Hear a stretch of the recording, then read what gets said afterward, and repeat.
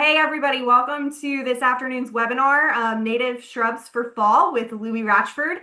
Just going to take a minute here while everybody gets logged in and go over a few notes. First of all, if anything happens with Louie's lighting and he turns a little blue during the class today, we're having some issues with our camera. It all looks fine now, but just a warning, if the light is flickering, it's an issue going on our end, not yours. So quick notes for those of you who might be new. First of all, welcome to all of you who've joined us before and to anyone who might be joining us for the first time. This is a webinar format. So Louie's going to talk for really the full hour, and then we're going to take questions for about 15 minutes. So we expect this to wrap up at 1:15 today. We are recording, so if you need to leave at any time, you can always catch up later. We'll be sending out the link to your email, and then we'll also be posting this class to our YouTube channel so you can access it there.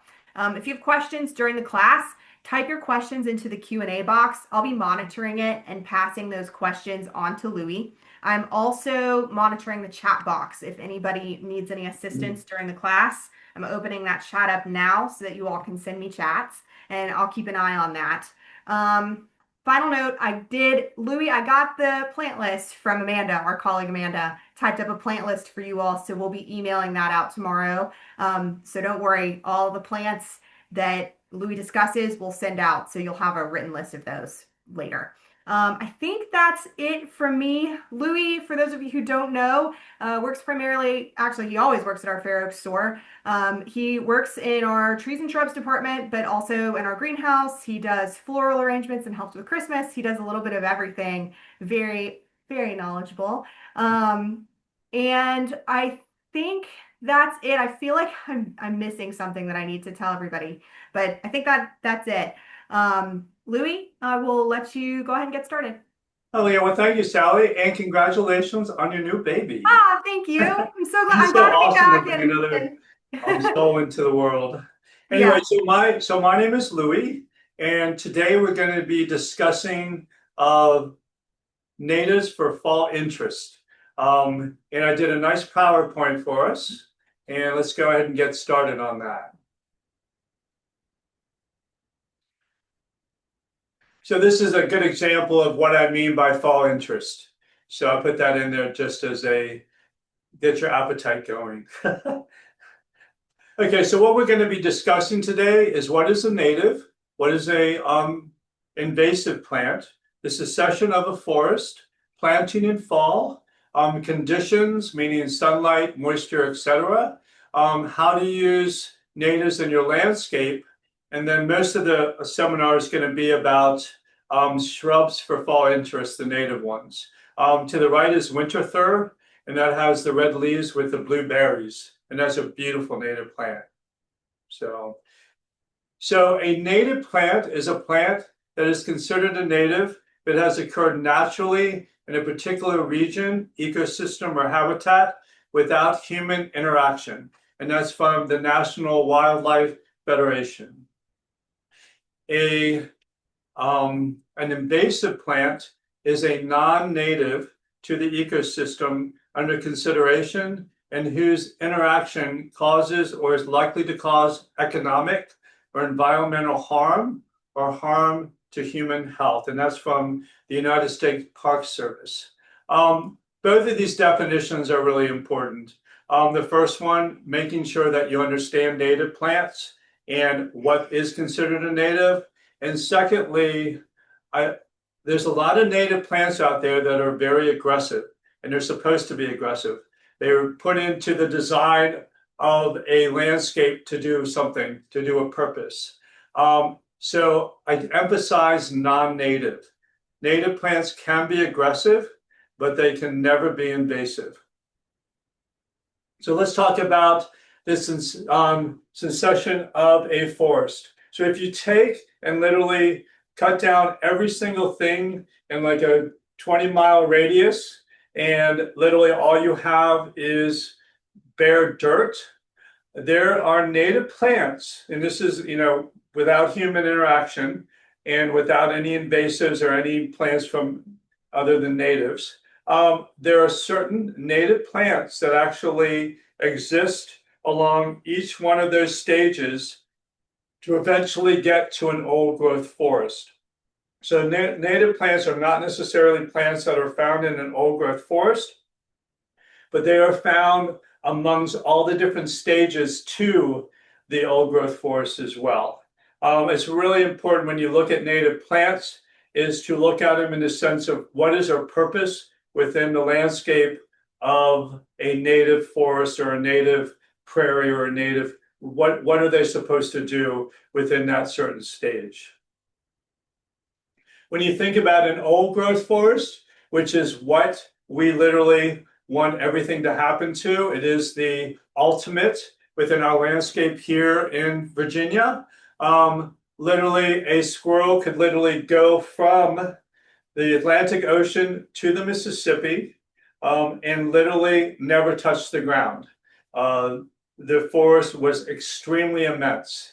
And there was tons and tons of different types of stuff in there. And those are the ones that we find in the mature forest. All of these plants pretty much lived in harmony. They were constantly evolving. The actual age of the old growth forest, it began about 70 million years ago. Those are the plants that we see today. And one thing I find extremely interesting and just blows my mind is that if you take old growth forest soil and you take a cubic yard of it out of the ground, it has as many fungus threads as the entire internet of the world. I just can't comprehend that, but that's what they say. And keep in mind that within any of these, that we're finding that the trees, the plants and everything interact with each other, communicate with each other. It's really important to start to understand what it is about the native habitat and how they interact with each other. And this is a good example of what the native forests look like here in Virginia. And Einstein once said, we know less than 1/100th of 1% of what nature is all about. Is really important for us to start really getting in touch with our plant life and our earth. So let's talk about planting in the fall. I believe that fall is probably the best time to plant of any season out there. And the reason why, I mean, you can pretty much plant in any season here, unless we have a big snowstorm or an ice storm or something like that. But remember, all the plants that we plant in the ground are hardy to this zone, meaning they can take as much cold as Mother Nature can give to it. The thing about planting in the fall is that the plant itself pretty much has stopped growing up. But once you get it in the ground, it is literally going to be producing a lot of roots. And they can produce roots from going into the ground all the way until the spring. Keep in mind that the earth is very warm. It's down like 40 degrees, 50 degrees down there. And so these roots can literally start to grow through the winter time. The other thing about planting in the fall is when you plant, make sure it stays moist. We used to have very moist winters here. Some of our winters have been somewhat dry. If they are, make sure if you do plant in the fall that you water through the winter time. The great thing about watering in winter, though, is that you water once and literally you might not have to water again. The water actually acts as two purposes. One purpose is to feed the roots so that they can grow. Another purpose is if it's moist, the earth's surface becomes frozen. Underneath the earth is very warm. The heat rises, but it can't get out because of that thin layer of ice on the top. So it actually keeps the root system of that plant a lot warmer. So you have to make sure that you pray for snow. It's the thing too is when next summer comes along, if you planted in the fall, basically that root system is going to be a lot more substantial and a lot more able to withstand if you forget to water it than if you planted in the springtime, because that plant is actually working on the root system, plus it's working to grow. And in doing so, you have two things going on. When you plant in the fall, it can totally concentrate on getting that root system going. So it's real easy to get a fall planted plant through next summer than if you planted in the spring. Okay, let's talk about some conditions for some of these native plants. The first thing you want to look at is the sunlight. How much sun do they get? Secondly, about moisture versus dry. Is the ground moist? Does it literally hold water when it rains, or is it bone dry? That's one thing to think about. The other thing that a lot of people don't think about is wind. There's a lot of evergreens out there that actually, if planted in a windy area, that surface of that leaf on wind in the wintertime is actually taking a lot of moisture away from that plant. You ever see rhododendrons during the wintertime when they bend down and they literally have a little bit of curly in their leaf? They're trying to get more moisture. They're trying to cut down on the surface of their leaf. That is something that to think about. The other one is roots. How are the roots going to develop? Do you have enough nutrients? That sort of scenario. We keep in mind that these conditions can have a direct effect on the appearance and the performance of the plants. So when you look at a place where you're going to plant, think about, does the conditions of that area coincide with that native plant you're going to put in there? One thing I find very interesting about native plants that you find in the woods around here is if for some reason one of the tree falls over, most of the native shrubs literally can handle the full sun. And in doing so, they give what I call a super bloom, which means that because they're getting all that extra energy from the sun, they're able to produce a lot more flowers, they're able to produce a lot more berries, because they're taking advantage of all that extra type of energy they're getting from the sun. If you notice to the right, there is a viburnum that is in the shade. And this is normal for a viburnum in the shade. It's not a weak plant. This is where a lot of these viburnums grow naturally, but they literally don't bloom as much. And I believe that one of the reasons for this and how it works out is that it cuts down on the population of a given type of animal or insect to kind of regulate populations so that they don't get overpopulated. When you find these shrubs in a sunny area, basically the same ones give what I call the super bloom. They bloom immensely. So when you're talking about shade versus sun, most of the shady and sunny most of the native shrubs literally can exist within a deep shade all the way to full sun, but the performance of the plant is going to actually differ a lot because of the extra energy from the sun. So I call them super blooms. You take a dogwood and you put it in the shade, it literally will produce a few flowers. If you take that same dogwood and you put it into the full sun, it literally will give you that super bloom.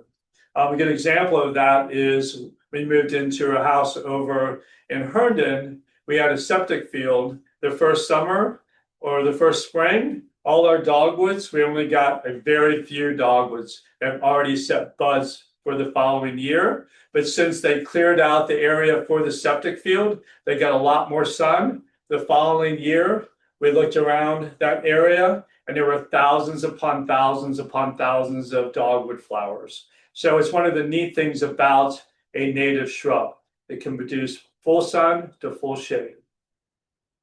Another thing to think about when talking about native plants is the genetic makeup. The old growth forest and all the stages previous to that, every single plant out there basically had a different genetic makeup. Not including suckers. If you got a plant and it produces suckers on the side, those suckers actually would have the same genetic makeup as their parent.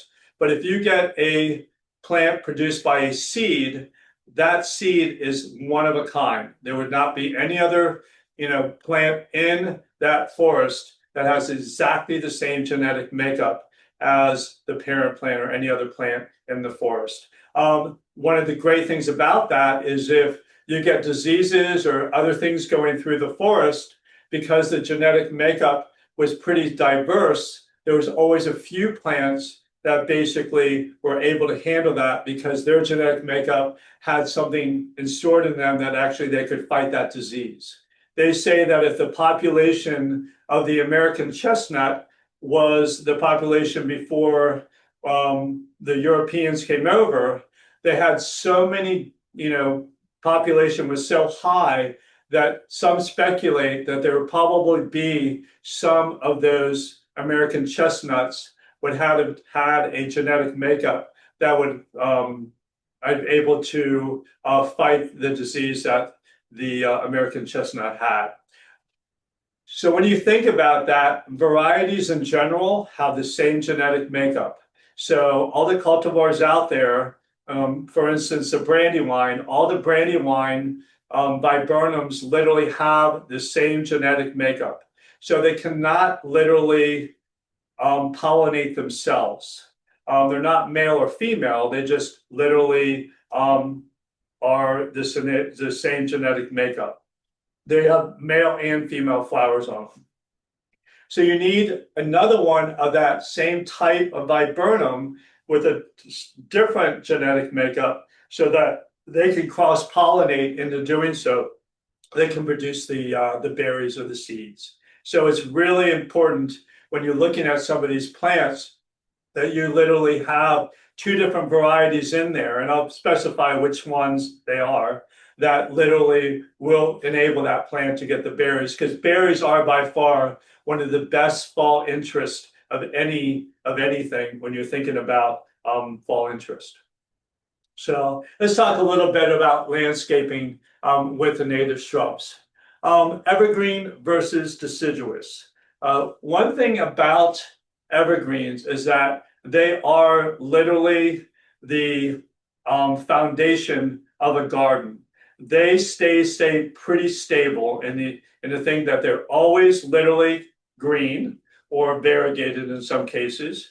They don't lose their leaves. Some of them do get berries, but they literally don't change that much throughout all 4 seasons. When you have deciduous type of native shrubs, they literally change all the time. And that's where you get your personality in there. And in the fall in particular, when they start to change into, their vibrant fall color, those solid evergreens in there actually bring out the color more intensely than if that color wasn't there at all. So keep in mind that when you do plant native landscapes, to automatically start with some evergreens in there and then plan out where you're going to put your deciduous shrubs to give it some more interest. The other thing about native shrubs is in shade, a lot of them are leggy. They're naturally leggy. If you go out into the woods and you see a lot of the native shrubs that I'm going to be talking about, a lot of them are leggy. I love legginess. I think it looks awesome. And the other thing about leggy is it's a great opportunity when you plant something like that is to put other perennials, native perennials in there so that it actually coincides with the legginess of the plant. Meaning when you look at it, you have ground, you have your perennials, you have some neat wood maybe going up, which adds interest. And then at the top is where you have all your leaves. When you're looking at the landscape, native plants can literally look extremely natural or unformal. And believe it or not, you can take a lot of native plants and make it look very, very formal by the way that you trim them and the way that you put them out into the landscape. So just keep that in mind when you're basically doing it. You don't necessarily have to have a natural type of scenario. You can use some of these plants in a formal landscape as well. A lot of people think native plants look very weedy. There's ways to get around that. I think weedy is actually good, and I think that native plants in a natural habitat is awesome. But for people that like that more formal look, they literally are able to do that with native plants. When you look at a native plant or a native shrub, look at it not just for today, but look at it through a 4 seasons and what happens within that plant within the 4 seasons. We are so fortunate in our area to be able to have 4 seasons, so that you're making literally a garden for all those. You're making a garden for all 4 seasons, so you're making four gardens. Scent is probably one of my favorites. We do have a lot of wonderful native scented plants, and I'll show you about those.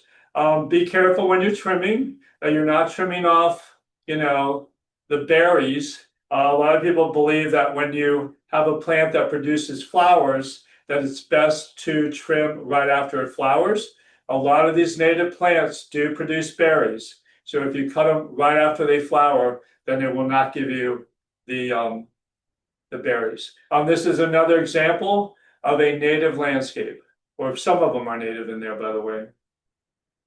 So more things about it is replacing non-natives with natives. I can go and do a talk for another seminar just on that by itself. There is a lot of non-native plants that mimic some of the native ones, and you can literally take out the non-natives and put natives back in there again. So keep that in mind. There are a lot of the perennials that actually complement a lot of the native shrubs, and I'll go through that when we talk about those specifically. There is a lot of difference between the sunny and the shaded garden. There's a lot of different feelings that you get from it, and just the look of it itself. One of them is very vibrant and there's a lot going on, and the shady garden in general is very, very muted and more calming. It's like going into a forest. And then the last thing I want to mention is don't forget about the grasses. When you have native grasses in the landscape, it does produce a lot of movement, and it also produces a lot of fall interest as well. And they complement a lot of the native shrubs. So briefly about the native eye, and I've talked to you about this before. Native plants in harmony, 70 million years, you can literally feel it. You can see how the landscape connects with itself, how it connects with each other, how it brings harmony, how it brings nature, how it brings insects, how everything flows extremely well within a landscape. The more that you go with native plants, the more you'll be able to understand what I'm talking about. It's not a picture that stops. It literally is something that goes on and on and on. And by using the native plants, you bring the earth back to its original state of being extremely harmony, a lot of harmony in there. And this is a native azalea that a butterfly, the swallowtail, is eating. That's what I mean. These animals and these insects and these plants have been together for 70 million years. They have a very intimate type relationship. Okay, so now let's have some fun with some of our native shrubs for fall interest. And this is what I like. I love talking about plants. The first one that I decided to talk about is Fothergilla. Fothergilla is a plant that literally can go into deep shade. It can also go into full sun. When it's in full sun, it literally does flower a lot more. It does start its flower off with no leaves. So it's a pretty early blooming type plant. You can see on the side how it looks like a cotton ball.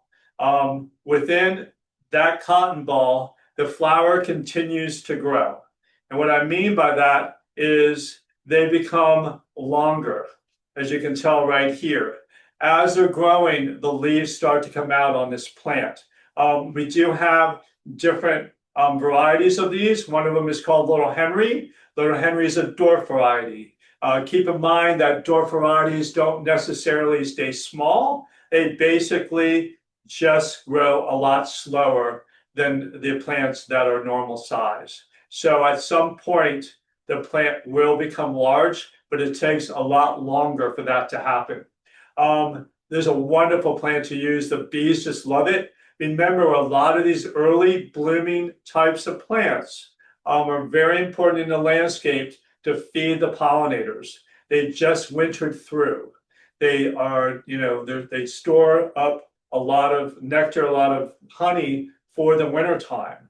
In the early spring, if they didn't store enough, they're going to be hungry. And a lot of these very early blooming plants are there just in case they need to be fed. And this is a perfect example of that. But when you talked about the plant itself, there are some nice summer interest. This one is called Blue Shadow. And instead of having green leaves, it has bluish leaves. These bluish leaves are amazing, by the way. And if you have any perennials or anything that are orange, that are yellow, that are some of the hot colors, they look great amongst this type of plant here. And that's what I meant when I talked about perennials complementing some of these native shrubs. The other thing about it, and the most important thing for us today, is the fall color. This is by far one of the brightest, most incredible type of fall color of most of the fall blooming native shrubs. I mean, it will just take your breath away. It evolves from yellow, it goes into orange, and then it goes into yellow, it goes into red. It looks like a big fire. It's an awesome plant to use in your landscape. And again, when you have something like this and you have some evergreen around it, then basically it's going to even make it more pronounced. Which, for instance, would be the gray owl Virginia cedar, and it's really a juniper. This is a red Virginia cedar, but it's a shrub form, meaning it doesn't get that big. Most of those guys, they can get quite large. They can get 20 feet high. Where they land in the landscape is right before some of the frontier trees start to evolve. So they can take pretty much full sun. When the hardwoods and a lot of those frontier, like the maples and the sweet gums, start to rise up, they're starting to shade the cedars and the native landscape. And by the time the hardwoods come in, the cedars would basically be gone. They do need some direct sun on them. Their purpose is to get the soil ready and to shade some of the seedlings within the landscape to get them started so that they can come along. So this plant is not one plant that can take shade. It needs sun. This plant literally grows out about 3, 4, sometimes 5 feet, but it stays relatively low. It's almost like a very thick blue carpet. If you take some of those native shrubs that are deciduous, that have the orange, the yellow, and the red, and you put them amongst this and have them growing out of this shrub, it makes a really nice type of landscape. I always think of the gray owl Virginia's juniper as a good pair of blue jeans. It pretty much goes with anything. One thing to think about too is they do have winter interest in the sense that they have the juniper berries, which are actually cones, which is a nice blue color, which is a real nice cool color. So when you get all those hot colors with the leaves and stuff, this is a great way to show it off. And this is what they look like in the landscape. Okay, I just got stuck. Oh, here we go. Okay, next one is chokeberry. Chokeberry basically grows in our area. We do have a small dwarf variety, and then we also have the ones that are a lot larger. They can get 5, 6, sometimes 7 feet high, maybe even more. The neat thing about these is they like it nice and moist, but they can adapt to a little bit of drought. They literally are one of those wonderful shrubs that we have that produce flowers for the pollinators and then also berries for the wildlife. So it's a double duty here. One thing that Pauline mentioned to me is chokeberry is amazing in the sense of food. The black chokeberry actually contains a lot more antioxidant than most of the berries out there, and it is a native here. It's almost like the blueberry. It actually has more antioxidants than the blueberry.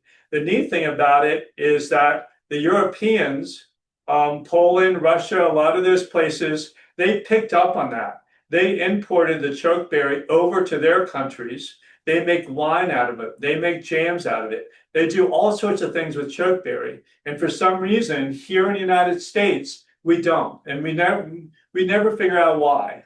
But it is a wonderful plant for your health, which is great. I wanted to point that out to you. And it has an extremely intense fall color as well.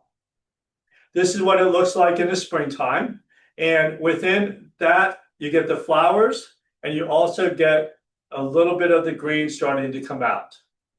And then you get the edible black chokeberries on it. The red ones I don't think are as edible. I'm not 100% sure, but Pauline basically said the black ones are. And this is a good example of the fall color on it. Again, a lot of these natives have intense fall color, and they have beautiful berries on them as well to feed the wildlife. And this is what it looks like in the fall. Davilia is one of those less known natives. It is called the honeysuckle bush, and has nothing to do with the honeysuckle vine that's out there. It's just a common name that they use for it. Davilia comes in Kodiak red, Kodiak orange, and Kodiak black. And what those three differ is the way that they grow. They get new growth on them. That's a pretty intense color. They also bloom very late in the season. A lot of our native shrubs bloom very early. The Davilia and also the Clethra actually bloom a lot later. The actual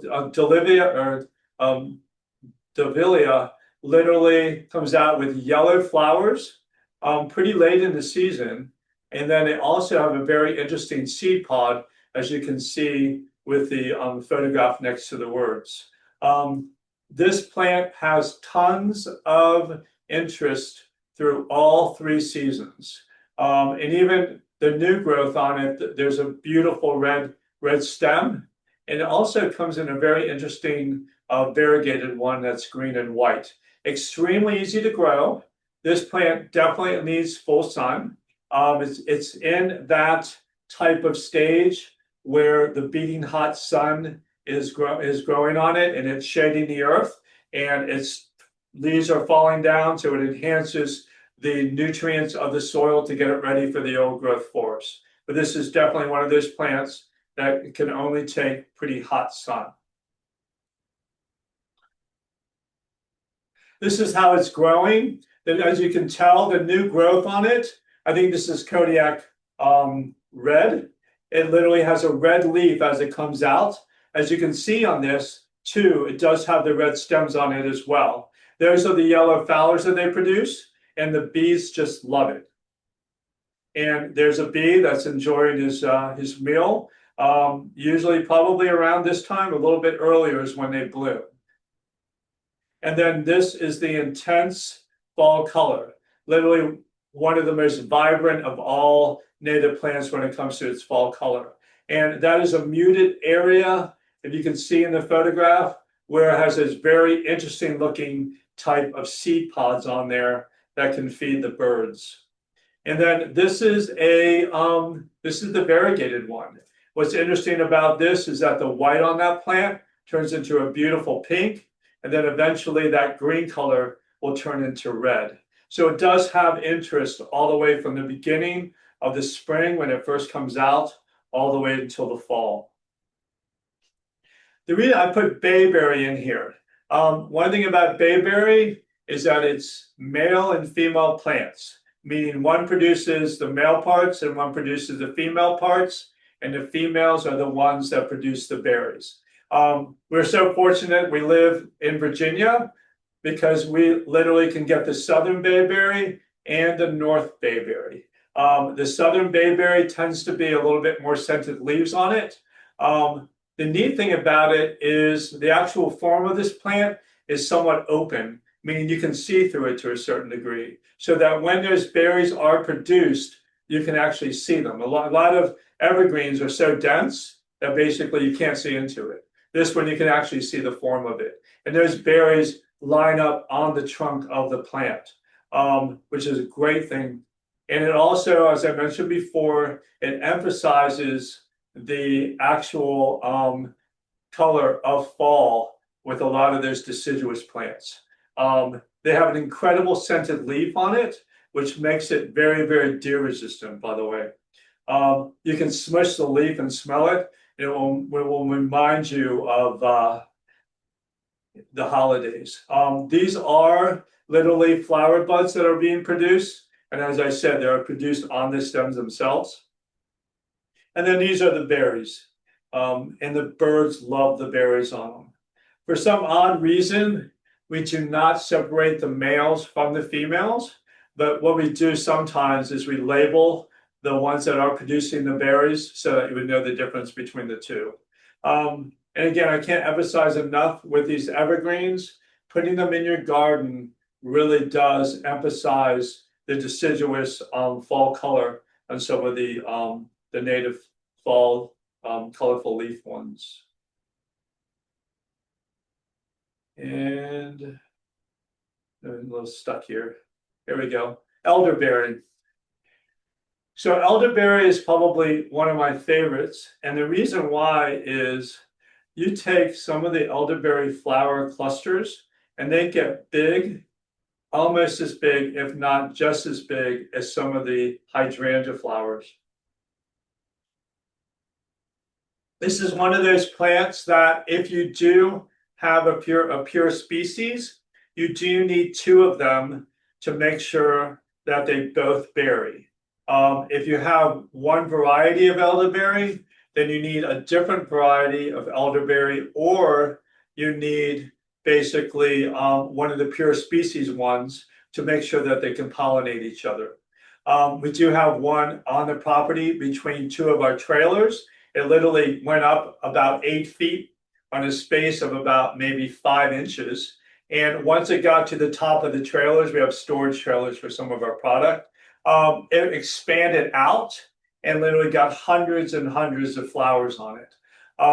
The other neat thing about it is that it evolves, meaning it turns into a nice yellow color. And then as those color of those leaves age, they turn into a beautiful orange color. The actual berries themselves evolve as well. They start out as green, and then from green, they go into all sorts of different colors of pink, and then eventually they turn into that dark burgundy color. So these are the flowers themselves. And then they go into the orange berry, and you notice, the green berry, and you notice that the stems on these are a nice purple color, which is interesting. They also like a little bit of moisture, and they also can take some drought. This is one of those plants that they prefer a little bit of sun on them to make sure that they bloom well, and they can take full sun. And this is the berries when they're nice and ripe. I think a lot of these berries do evolve, so it indicates to the birds when they're ready to eat. And their fall color, this is toward the end of the spectrum. This is where it gets to be that yellow, orangey red color. The bottlebush buckeye. This plant is literally very, very tall. It can probably get to be almost a small tree. I decided to put it in here only because I love it so much. Those spikes of bottle brushes that come out in the springtime with leaf are amazing. They start to evolve from the bottom with flowers, and then as it grows, the flowers go up and up the stalk, the stalk itself. It is awesome for pollinators. Bees go in here and pollinate it, and so does butterflies. The really unique thing about this plant, though, is it has a very large seed pod on it. So once it gets pollinated, you get these seed pods about as big as a golf ball, if you will. And again, it really helps to feed the wildlife in the area. And it's a very neat looking type of fall interest. The other thing about them is the brilliance of the yellow. in the fall. This plant likes to be on the moist side, and it can take full sun to part shade. It does need a little bit of sun on it to make sure that it blooms properly. Out of all the green, evergreen native plants that I know of, the American Holly Maryland is probably one of my favorites. It has everything going for it.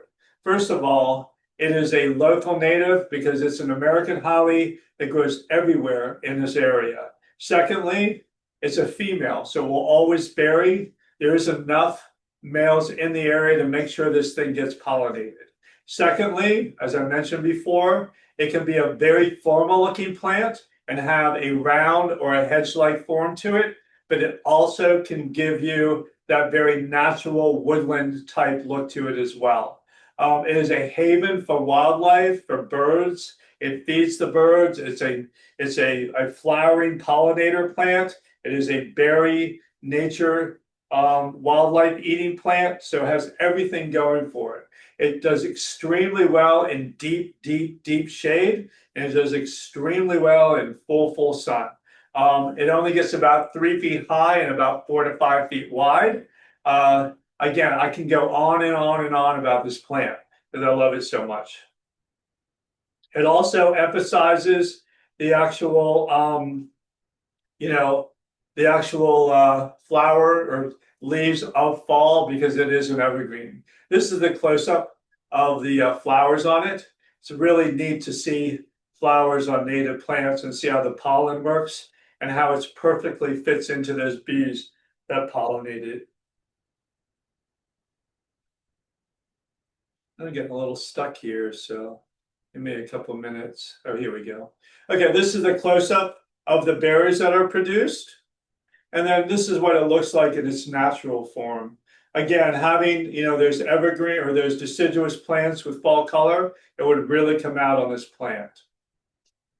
Beautyberry produces purple flowers or pink flowers and purple berries on it. Is perfect for the fall. One thing about the berries is there's a non-native and a native beautyberry. The native beautyberry berries are about 3 times bigger than the non-native. So the non-native is like a little tiny snack for the birds, and the American beautyberry is a full meal. Just a beautiful plant for fall. It comes out with the purple berries. It also comes out with the yellow leaves on it. These are the berries. Think of those as flowers clustered on the stem with the leaves coming through them. And then also, this is what it looks like from a distance. This is what it looks like with the fall color on it. It's an outstanding plant to use in the landscape. They get about 4 to 6 feet high. It has that type of form that literally cascades down, almost like a forsythia. They're beautiful plant with those purple. It's just so unique. And the other neat thing about this plant is that all the berries don't ripen at once. When you look at the stem of this plant or the branching of it, their flowers start early, and then as that plant grows, the flowers start to evolve towards the tip, so that the ones at the bottom can literally be nice and ripe, while the top ones are still in flower. So they actually can produce berries for a very, very long time. And in doing so, they can last all the way into the winter months when the birds really start to get hungry. And they can actually last until the snow. The oakleaf hydrangea is another native.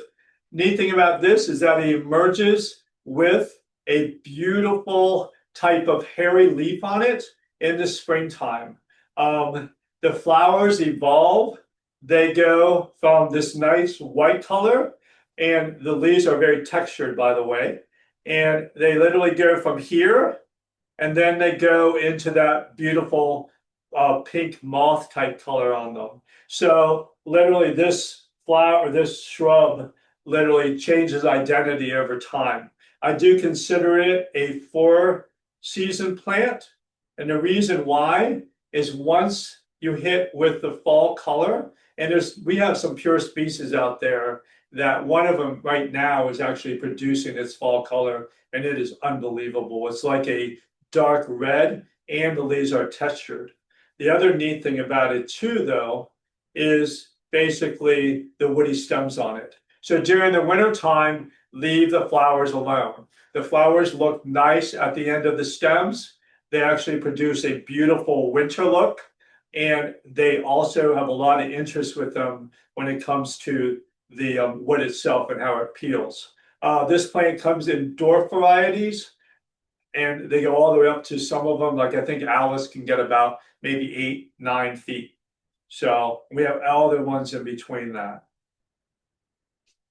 Plethora is one of my probably one of my favorite natives, and the reason why is because it is an incredible pollinator. The plant itself is probably one of the last to bloom. It's sort of like the Davilia. Actually, the Davilia blooms a little bit after, but this plant gets tons of bees on it. And this is one of the ways to develop your native eye. And the reason why I say that is a lot of people go by this plant and they literally look at it and they see bees on it. And they're like, oh, wow, look at all the bees. And then they start to walk and they're like, hold on a second. And then I said, just look at this plant.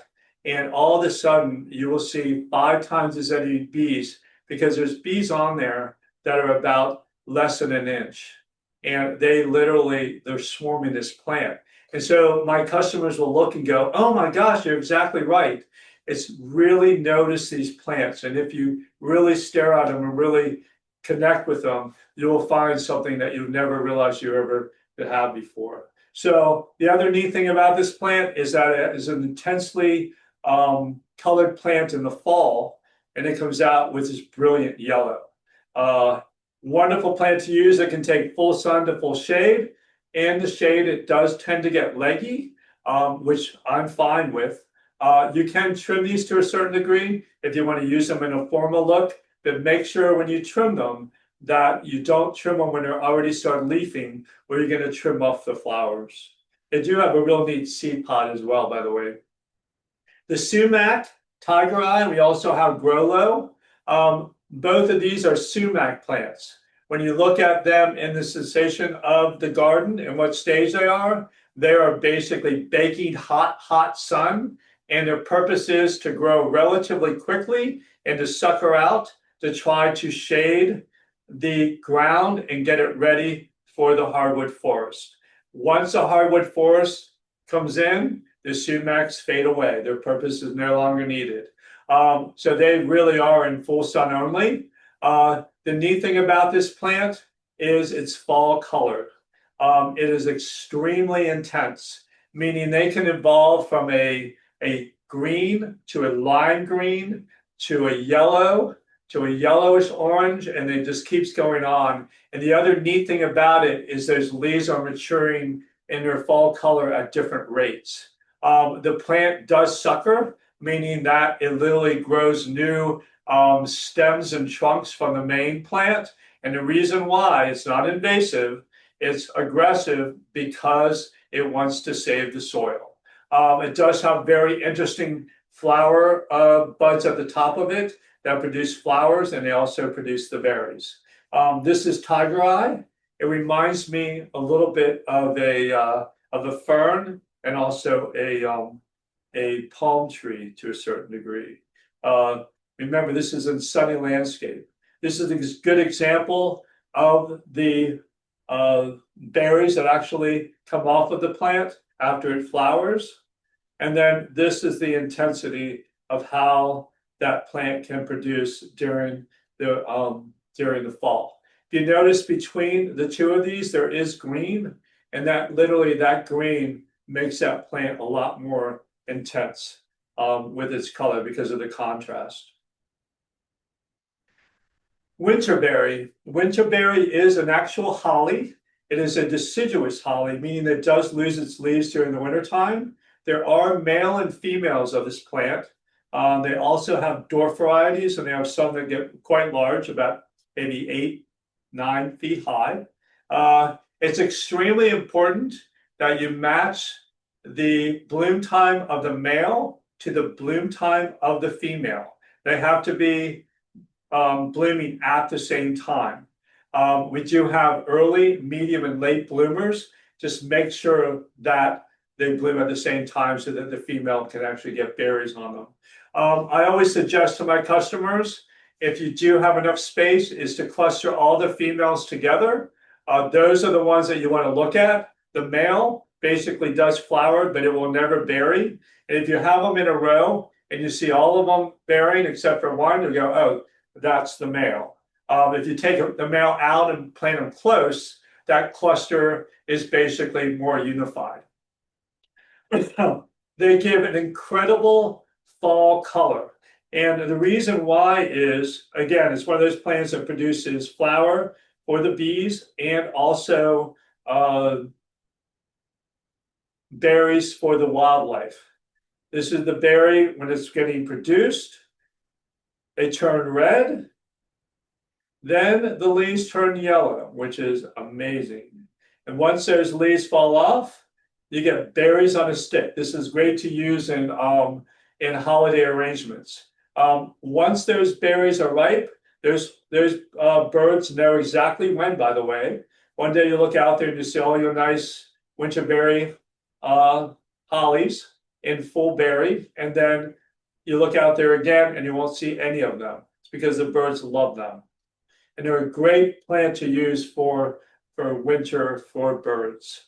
The sweet spire is one of those plants that everybody loves. It is a local native. It literally, we have them in a native form and also a very large form. They come out with the flowers. They come out with the seed pods on them, not necessarily a berry, but a seed pod, which the birds do like. They do get some real nice red leaves on them. And the interesting thing about it is that those leaves can stay on the shrub all the way through the winter time if we have a mild winter.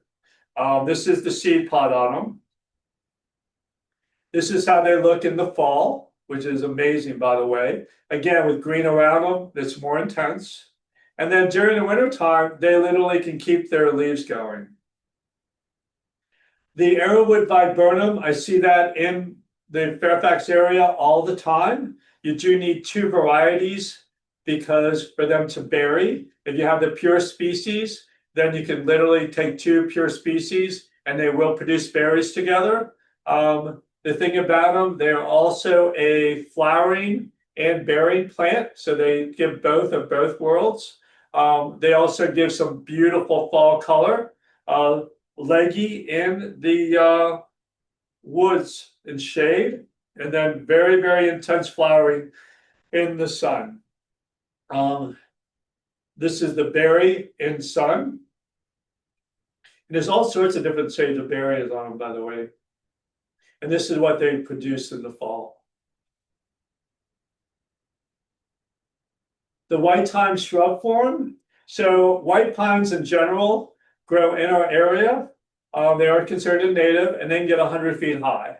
I'm only talking about the shrub form. And the reason why I like this so much is that it's a needle.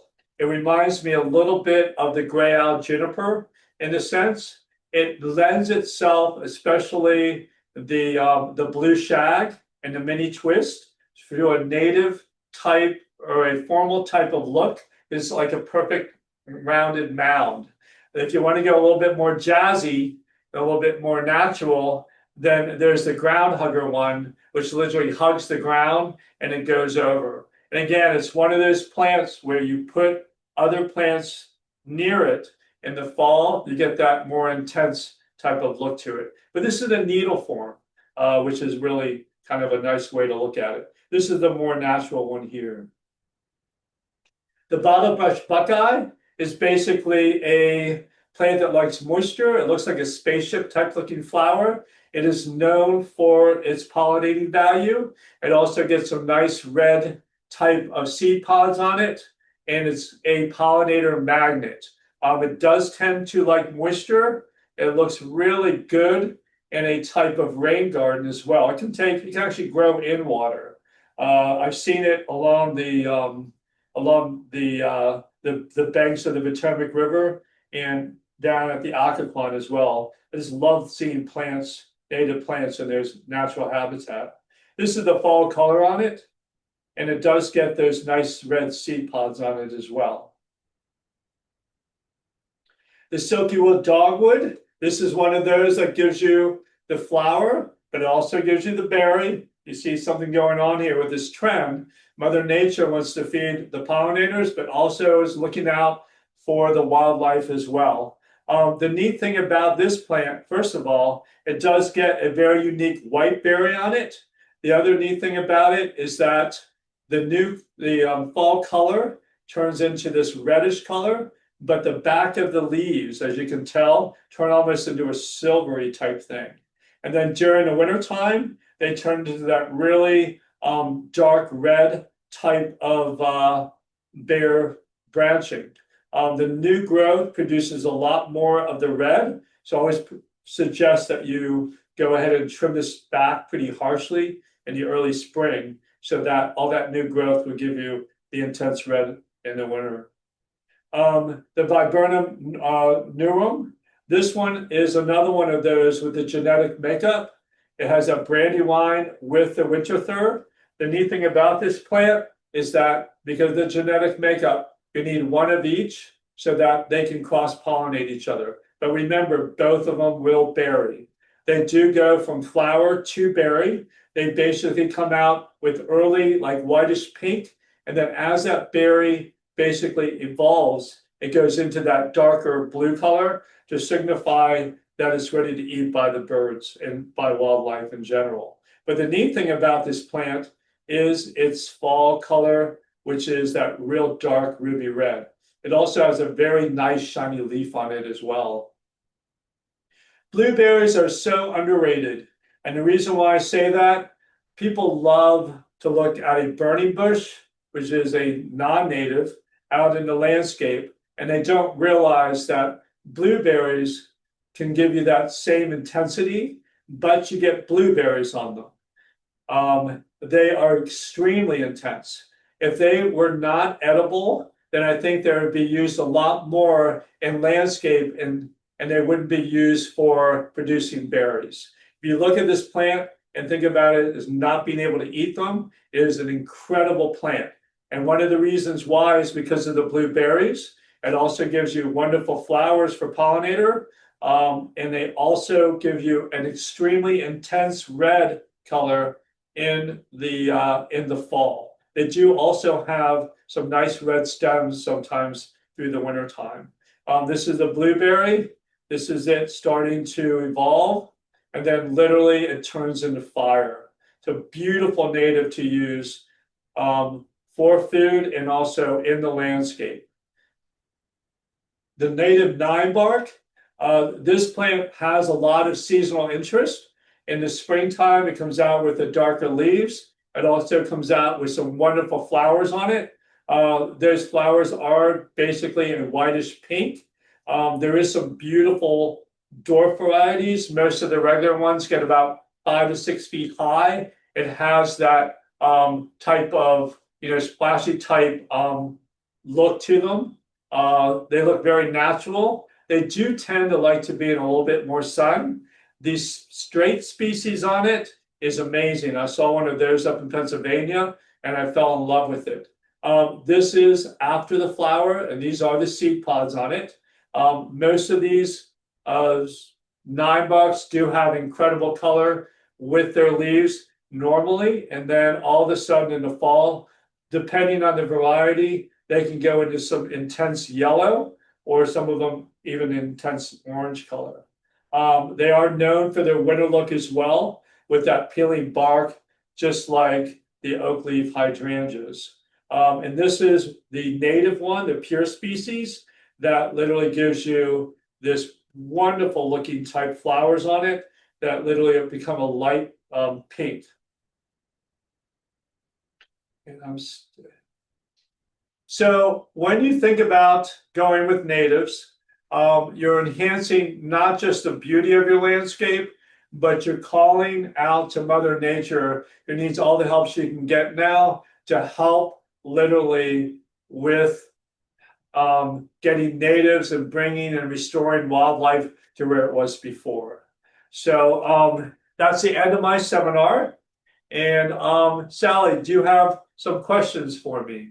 We sure do. Everybody, just a reminder, if you need to go ahead and log off, that's fine. We'll be recording the questions, which will go until 1:15. So if anybody has any questions, please Okay, feel free to send could them you in speak up now. just a little bit there, Sally, please? Yes, Thank you. sorry.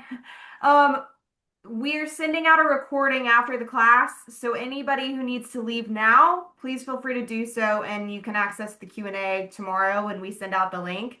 Otherwise, send your questions in, and we'll go until 1:15. So we'll start with our questions. Here we go. Louis, do you know of any native shrubs for shade with variegation in the foliage? Do I know any native shade plants? What? Native shade plants with variegation in the foliage. Like Yes. variegated. So in shade, variegated. Now you're making me think. Let me think here. So we have that.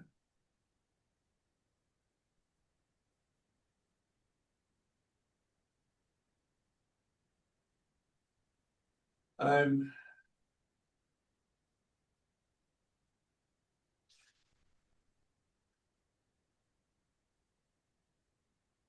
That was a really good question. Maybe I am running through the nursery, literally running, in your looking at all the mind. native plants. I'm going down Swamp Alley. There's the Itea, the Fothergilla, which is somewhat that blue shadow is really good. A lot of the Shadow knotmoss can't take the as much Fothergilla.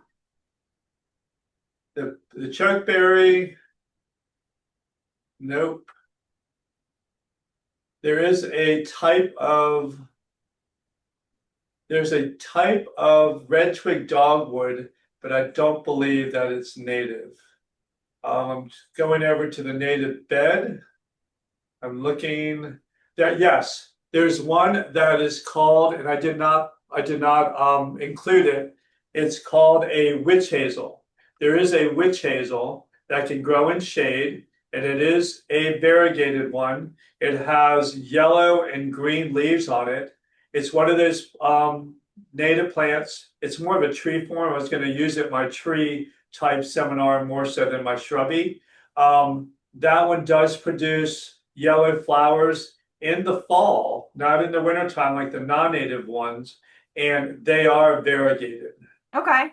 So that is one. All the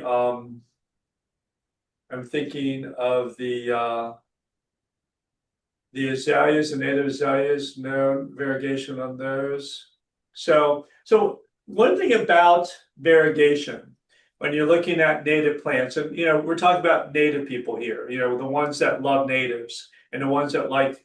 So when you take a variegated plant and you put it into nature, it really there is some that naturally evolved there, by the way, but they're not usual. They're It's mostly a fluke. cultivated. Is What that correct? happens is that when you get an insect and it runs across that variegation, it becomes a bullseye for birds, for other animals to eat it. So it does, the natural world kind of goes out of balance because that insect literally who used to depend on its camouflage can no longer do so. So I just want to point that out there. But I Okay. mean, yes, there's not very many native plants that I can think of. I mean, I know that Stabilia is variegated, but that only grows in full sun. So Okay. whoever's asking that question, you can give me a call in a couple of days. I'll talk to my colleagues about it. I'm kind of interested to see if they can come up with anything at all. So Gotcha. thank you for Okay. that question. That was awesome. Yeah. All right. For the Fothergilla, um, how and when would you prune them to keep them from getting too tall? Say that again. The Fothergilla, can you Uh-huh. prune those to keep them from getting too tall? Okay. So Father Gilla doesn't really produce a lot of seed pods or anything like that. Okay. So it is one of those plants where after Fothergilla blooms with those nice cotton balls and it starts to emerge with a new growth, that is one of the best times to prune that thing back. So you Because just I cut do it back. believe that those flowers bloom off of old wood. So you really do want to do it. It's almost like an azalea in a sense, that prune it way back after it blooms. Because after it blooms is when you get all that new growth on it. Gotcha. Okay. Next question. Is Fothergilla deer resistant? Is Fothergilla what? Deer resistant? Have you I heard of believe it is. Uh, Okay. it would be something to check out pretty easily, but I do think that it is. And let me emphasize here, resistant, not proof. Yeah. Last year, we had very little acorns, and in doing so, the deer ate a lot of plants that they normally don't eat. That's why we always emphasize resistant more so than proof. Okay. Yeah, that makes sense. We had a couple questions about the light requirements for bayberry and elderberries. How much Okay, light do those two plants need? so with the elderberry, I have seen that in full sun, and I've seen it in semi-sun. And on my adventures out in the woods, I have never really seen it in deep, deep shade. I mean, I don't know what the reading material is. I'm talking about my own experience. I have seen elderberry growing in areas that are very moist.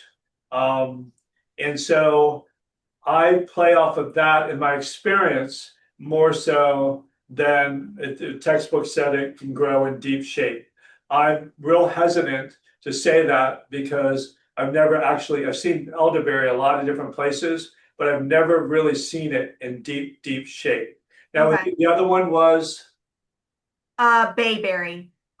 bayberry. I have seen. My parents used to have it in their yard, and they were underneath a pine forest literally. And the bayberry, southern bayberry, was growing in there. The thing too, though, is they were on a lake, and so they did get some reflective light in there. Pines tend to go straight up, and then all of a sudden, at the very top, they have the canopy. Underneath that canopy, there is basically a lot of reflective light in there, and the lake literally emphasized the reflection and it grew fine. So I do believe it can grow in shade.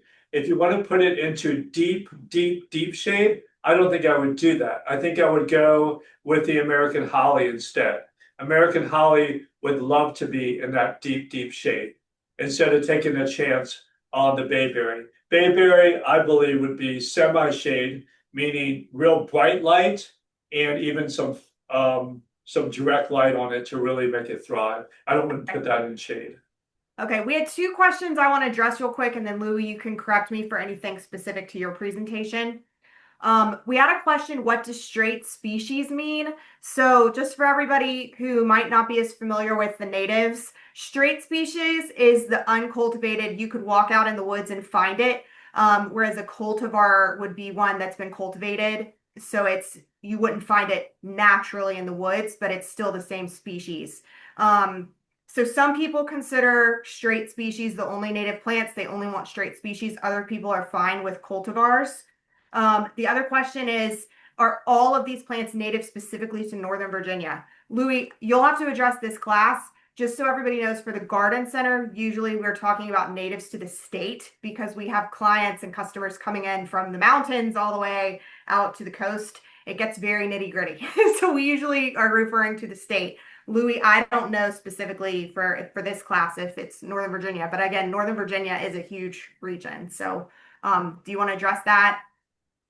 Yeah, definitely. So when you talk about native plants, you can talk about native plants in the United States. You can talk to them about the East Coast. You can talk to them about Virginia. Even amongst Virginia, we have sea, ocean type Yeah. native plants, and then we also have the different layers going up.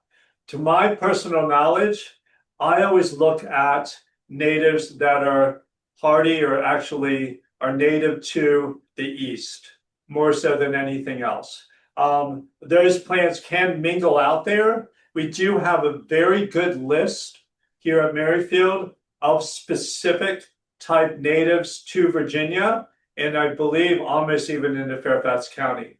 Remember that native plants do the whole spectrum. And what I mean by that, native plants for the prairie, native plants for Yeah. the developing forest all the way through. When you Yeah. look at a hardwood forest, a old growth hardwood forest, the diversity is not as intense as it is when you look at all natives to that area going back to the different stages. So you're literally limiting yourself to a certain degree. I believe that native plants in general to the East Coast and that actually are the ones that I consider natives and not so specified into Virginia. That's just me.